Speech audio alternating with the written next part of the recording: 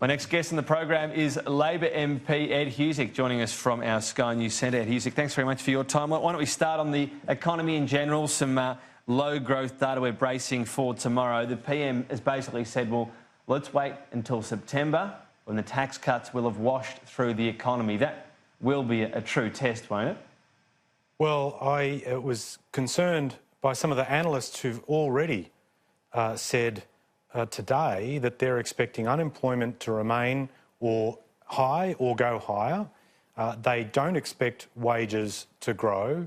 We've seen retail figures out today that give no comfort to the government. So we have economic growth that's going nowhere, wages hardly growing, pressures that come with household debt, increased public debt, and no game plan, no economic plan out of this government other than Josh Frydenberg trying to play some media games about who's to blame. I mean, Josh Frydenberg can't take the title and the paycheck of Treasurer but take no responsibility for the performance or the failing of performance of the economy under his watch.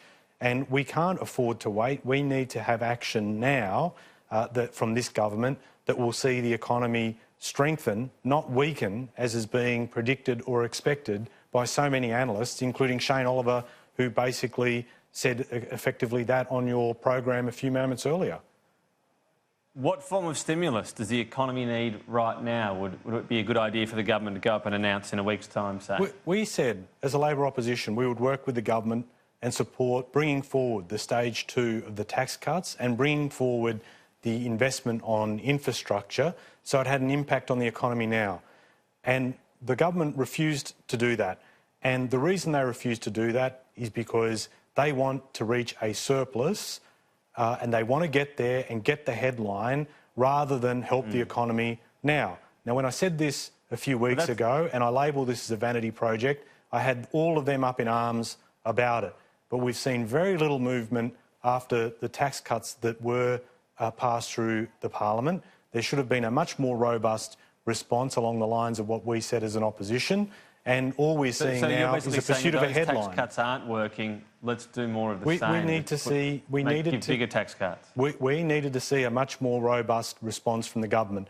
You know, we constantly see them say that they had been setting tests for Labor instead of the tests for the government. Will they be able to actually have tax cuts brought forward now rather than having them sit down the track? Infrastructure investment that takes place now rather than down the track. This is the same government that refused to provide more generous deeming rates to pensioners, refused to move on New Start. You know, whenever the test is there for the government to see some sort of stimulus happen now, they won't do it. And again, I go back to your early interview with Shane Oliver, who made the case that fiscal stimulus needs to be injected into the system and not just a reliance on monetary policy, because monetary policy can only go so far, and the RBA said exactly the same thing. All right, well, we've got that GDP figure out tomorrow. We'll see whether it comes in at that expectation. I want to ask you about this Tamil family. Many Labor MPs have been campaigning on behalf for them to stay in Australia.